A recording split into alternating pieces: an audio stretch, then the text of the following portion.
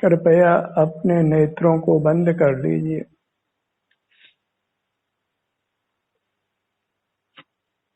अपना ध्यान अपने शरीर पर ले आइए।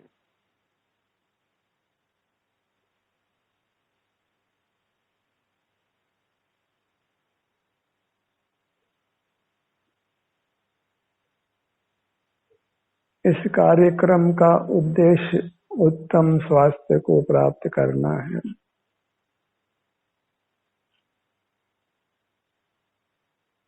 अपने शरीर को रोगों से मुक्त रखना है।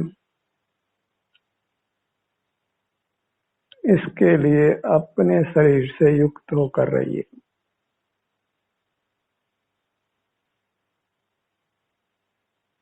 अपना ध्यान अपने शरीर पर रखिए। बंद नेत्रों से अपने आभ्यंतर अमूर्त शरीर का एहसास संवेदन करते रहिए।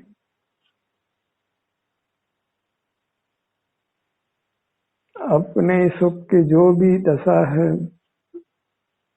अपने शारीरिक स्वास्थ्य की जो भी दशा है, उसके अनुभव करने से ही हमारा स्वास्थ्य सुधरता है, अच्छा बना रहता है।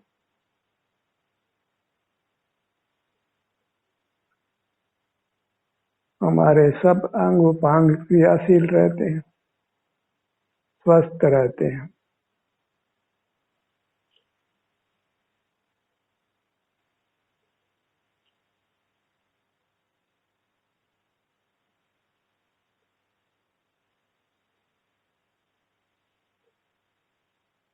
सिर से पांव तक ये हम हैं, बिना रंग वाले किंतु सुख वाले।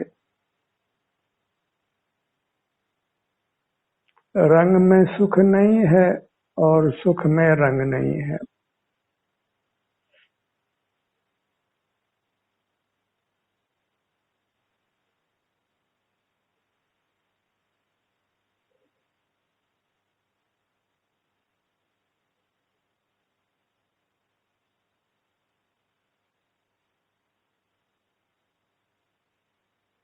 अपने शरीर से युक्त रहने का ही लक्ष्य रखिए।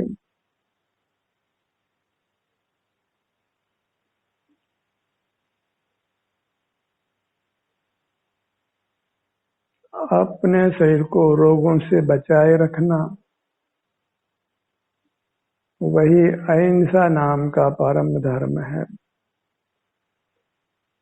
अपने शरीर से विमुख रहकर इसकी उपेक्षा करके अपने को रोगग्रस्त करना, वही हिंसा है, वही अधर्म है।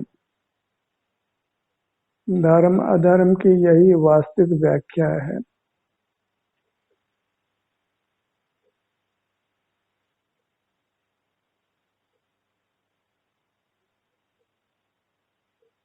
सब जीव इस प्रकार अपने को स्वस्थ और सुखी रखें। परस्पर किसी का कोई कर्तृत्व नहीं हो।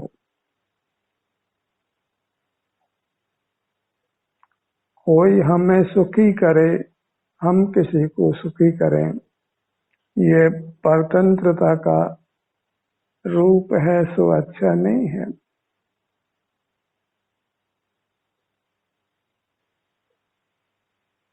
हम किसी का उपकार करें और कोई हमारे पर उपकार करे।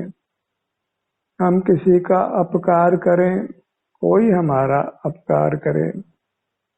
हम किसी की प्रशंसा निंदा करें, कोई हमारी प्रशंसा निंदा करे।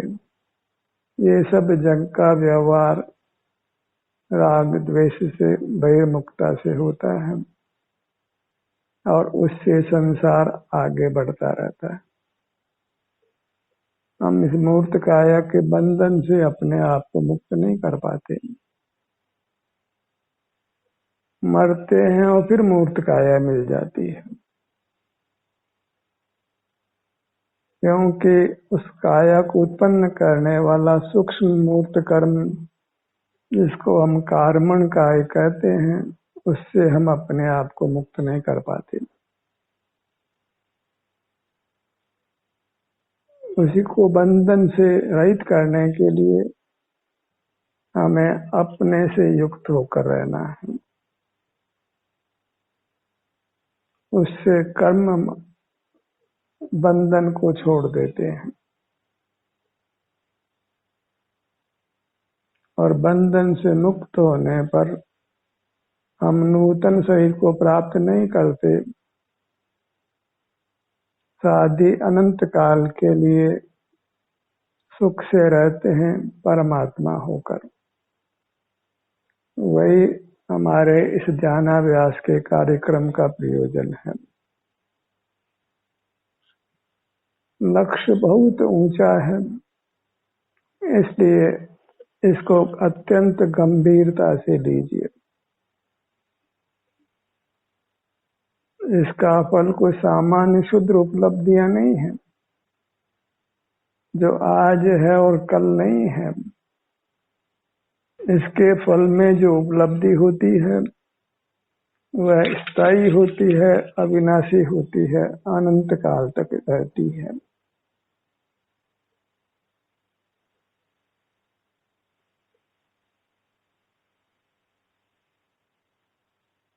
बस अपने को अपने शरीर से युक्त रखना है, अपने सिर से पांव तक बने रहना है, ताकि यहाँ किसी ही कर्म का प्रवेश नहीं हो सके, किसी रोगाणु का प्रवेश नहीं हो सके।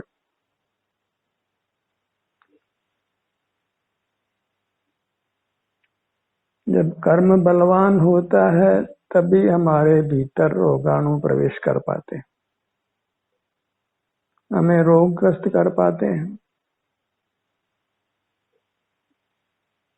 और कर्म के क्षीण होने पर हम बाह्य जगत से प्रभावित नहीं होते, सारे जगत से अप्रभावित रहते हैं।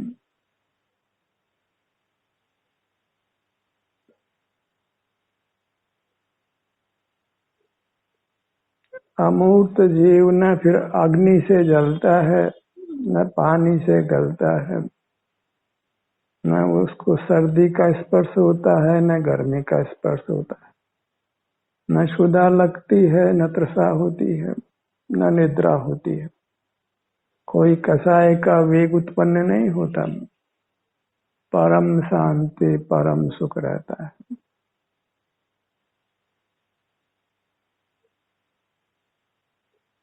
शरीर की उपेक्षा करेंगे तो अवश्य ही हम रोगग्रस्त हो जाएंगे और असमय में मरण भी हो सकता है।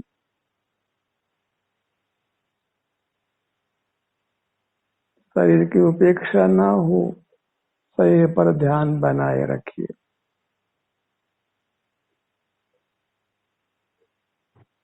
शरीर से बहिर्मुख नहीं होना है, अपने भीतर रहिए। अपना जीवास्तिक ही अपना घर है, इसी में बने रहिए।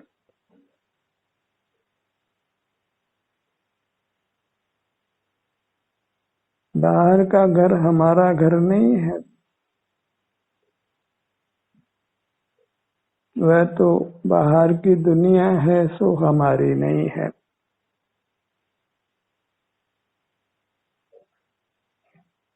हमको बाहर के घर में उपयोग को नहीं देना है, ध्यान को नहीं लगाना है, बाहर के घर में बहिर्मुख नहीं रहना है।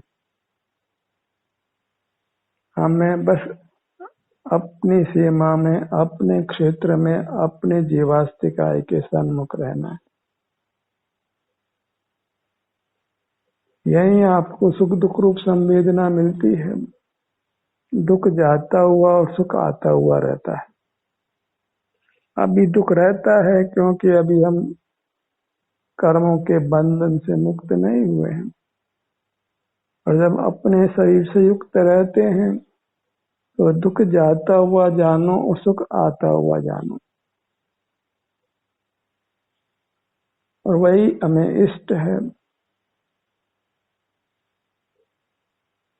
लोक का कोई उत्कृष्ट पदार्थ है तो वह हमारी अमूर्त काया है। यह परम पदार्थ है, उपादेय है और परमात्म स्वरूप है।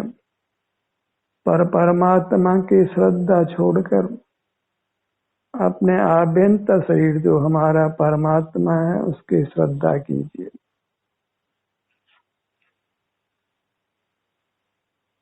पर की रुचि, पर की श्रद्धा वह पराश्रय है। इसमें बहिर्मुखता है और कर्मों का आगमन है, रोगों का आगमन है। हम अस्वस्थ रहेंगे, स्वस्थ नहीं होंगे। बाहर के मंदिर में शरण नहीं है, अपने तन मंदिर में शरण है। अपने शरीर को विरले जीव ही मंदिर मानते हैं।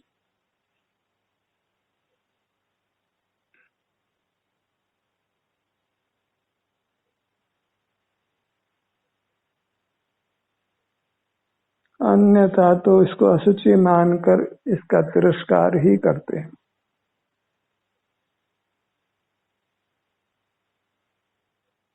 ये भले ही हमारा ये बाह्य शरीर हाड़ चाम का हो, तथापि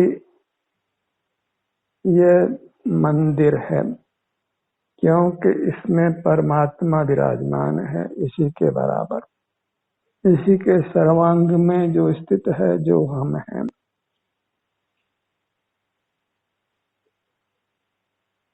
देव दर्शन करना चाहिए वो अपने देवालय में, अपने मंदिर में, अपनी देह में। बाह्य देह में ही देव दर्शन होता है। वो दर्शन संवेदन रूप है, सुख के अनुभव रूप है।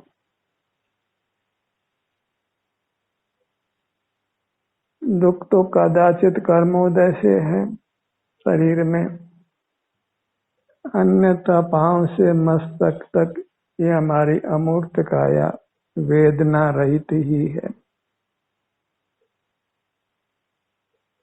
सुख सहित ही है।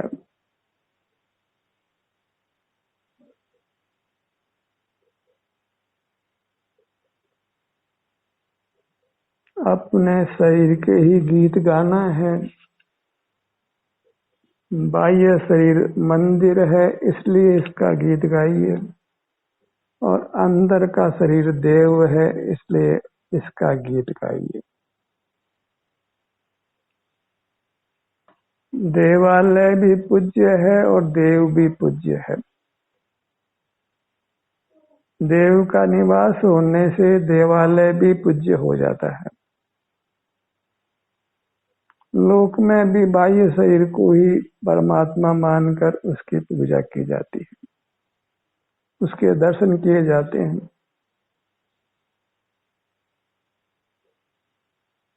हमें अपने बाह्य शरीर को देव तो नहीं मानना है, देवालय मानिए, मंदिर मानिए, और आंख बंद करके यही आभ्यंतर शरीर देव है। देव और देवालय का आकार समान है,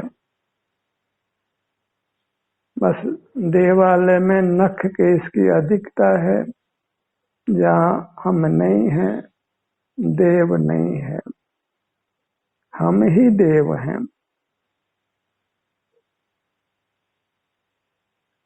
कोई स्वर्ग के देव नहीं, परमात्मा रूप देव हैं।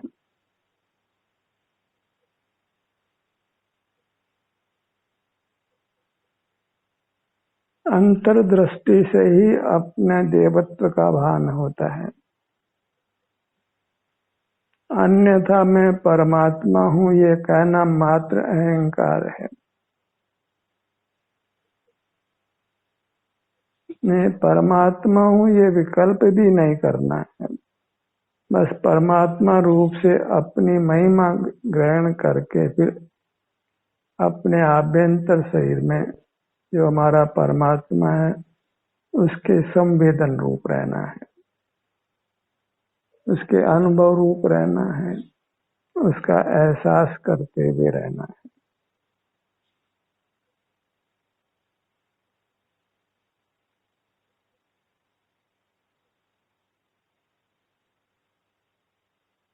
हमारे कार्यक्रम में अधिकतम व्यक्ति बुजुर्ग हैं, 60 साल की उम्र पूरी कर चुके हैं। उनको किसी प्रकार बाहर से युक्त रहना अच्छा नहीं है।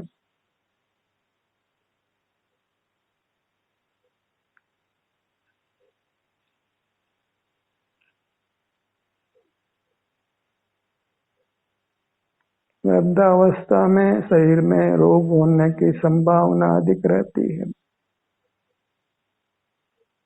इसलिए हमको बहुत जागरूक रहना है अपनी इस अमूर्त काया के प्रति। इसके प्रति होश में रहना है, कॉन्शियस रहना है, इसके संवेदन रूप रहना है। हमारी उपेक्षा हमको बहुत भारी पड़ सकती है। इतनी भारी कि इसका हम वर्णन भी नहीं कर सकते। वचन अगोचर दुख भोगने पड़ सकते हैं। सावधान रहने की आवश्यकता है, अपने आभ्यंतर शरीर की सावधानी, इससे युक्त रहना ही इसकी सावधानी है। इसके संवेदन रूप रहना ही इसकी रक्षा करना है, अपनी रक्षा करना है। और अपनी रक्षा करना वही अहिंसा परम धर्म है। आत्मघात से बड़ा पाप कोई नहीं माना जाता। अपने शरीर का घात करना वही आत्मघात है। अपने बाह्य शरीर के घात से हमारा भी घात हो जाता है, हमको भी भवांतर में जाना होता है। वह सबसे खराब स्थिति है, निकृष्ट स्थिति है अपना घात करना। परम भयमुख रहते हैं वह भी अपना ही घात है। उससे हम अपने स्वास्थ्य को खराब करते हैं, अपने को रोगी बनाते हैं। इसलिए वह भी आत्मघात है और पाप है। इसलिए बहिर्मुख जीव को आगम में पापी कहा है। जो भी अपने अमूर्त काया से अपने स्वरूप से च्युत है वह अपराधी है, पापी है। अपराध माने क्राइम,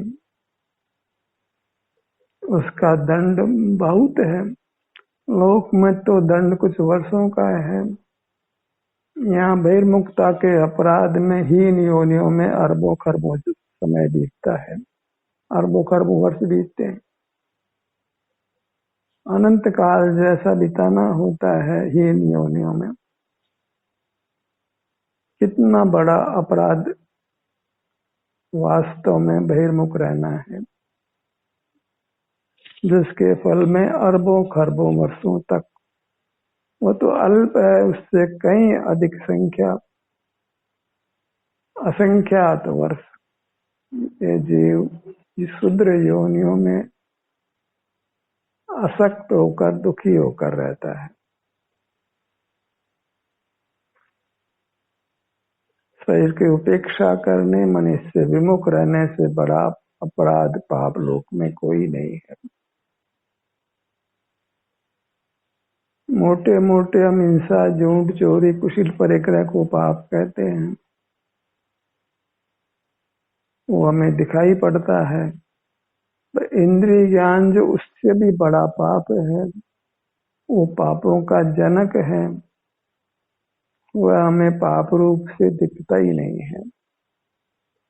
इसलिए हम स्वतंत्र रूप से इंद्रिय ज्ञान में रहते हैं, अपने आभ्यंतर शरीर से अपने से विमुख रहते हैं।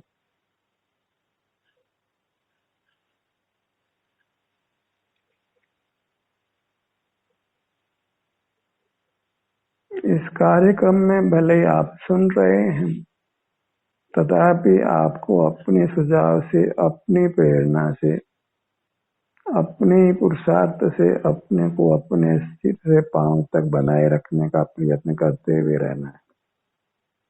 बार बार कहना नहीं होता है, वह हमारा मूल प्रयोग है, वही हमारा मूल प्रयोजन है।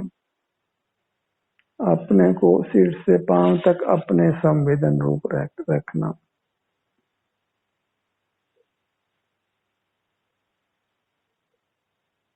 अपने नाम का स्मरण करिए, उसका नाम का वाच्य जो हमारी अमूर्त काया है, सिर से पांव तक जो है, उसके स्वास्थ्य की स्थिति का अनुभव वेदन करिए। यही यथार्थ नमस्कार है, अपने में नमना झुकना।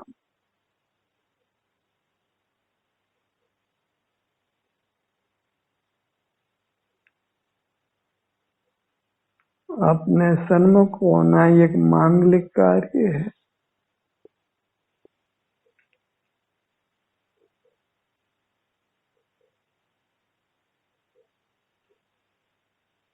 वही उत्तम कार्य है, वही परमात्मा दर्शन और परमात्मा की पूजा है। इसी से हमारा अंतरंग परमात्मा, अंतरंग प्रभु प्रसन्न होता है, हमें सुख प्रदान करता है, भरपूर और असीम। हमारे आभ्यंतर काय ही हमें आनंद देती है, आनंद दाता है, उत्तम आनंद और अविनाशी आनंद। इसका उपकार मानिए, इसलिए इसी को नमन करिए।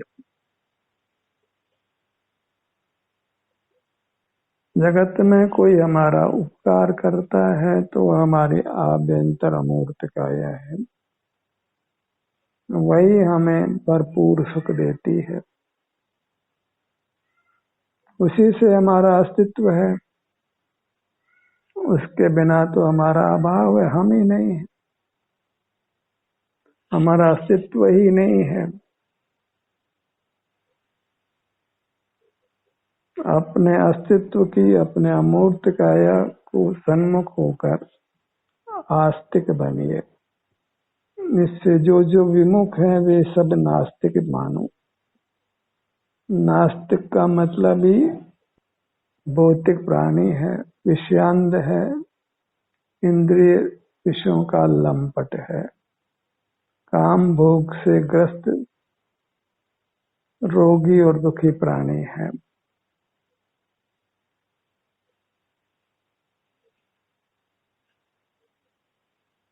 अपने अमूर्त काया को हमने हर अंग, हर उपांग को अनुभव में लेना है, अंग उपांग कर अनुभव में लेना है।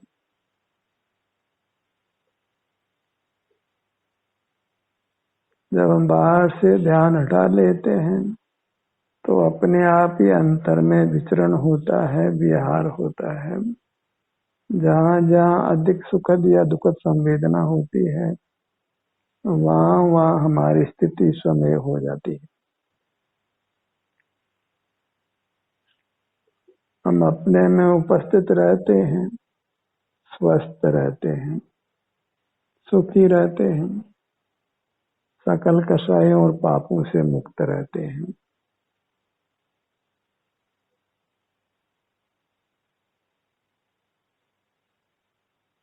हम स्वयं परमात्मा हो जाते हैं।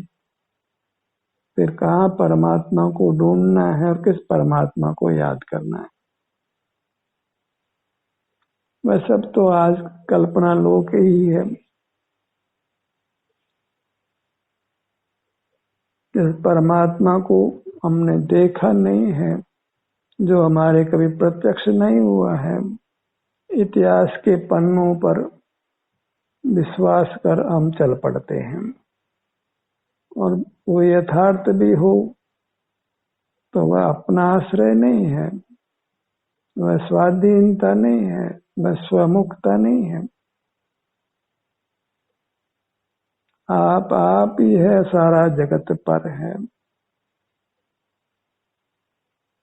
हर व्यक्ति का, हर पदार्थ का अपना स्वतंत्र अस्तित्व है। दो पदार्थ कभी मिलकर एक नहीं होते।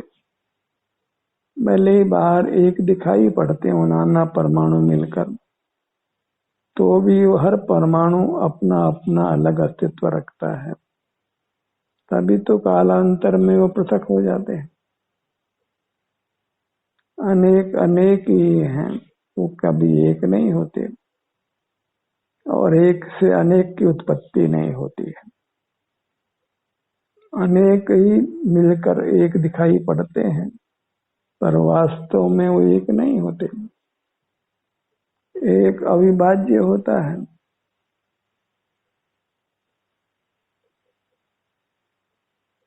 अखंड होता है। पूर्ण होता है अपने में, भले उसमें अशुद्धि हो मिलावट के कारण से, पर उसका अस्तित्व सदा ही पूरा होता है। वह कभी खंडित नहीं होता।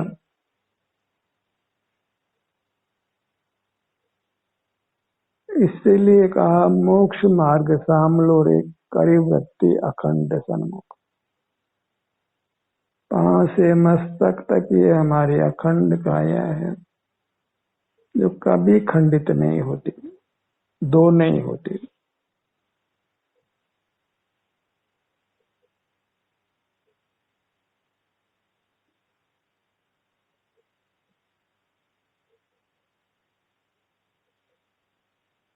छिन्न भिन्न माने इसमें चीर फाड़ होने पर भी यह एक ही रहती है, अनेक नहीं होती।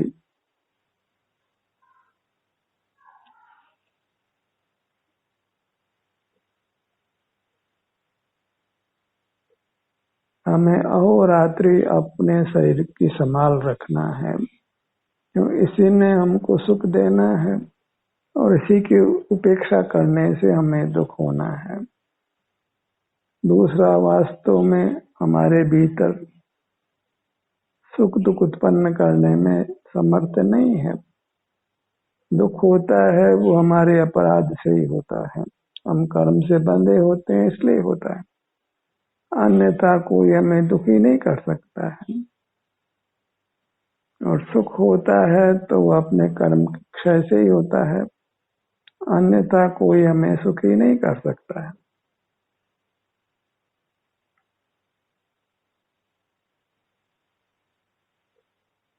अपने देवालय को और अपने देव को संभाल कर रखिए, उससे युक्त रहिए। अपने मंदिर की, अपने परमात्मा की आराधना में सतत लीन रहिए।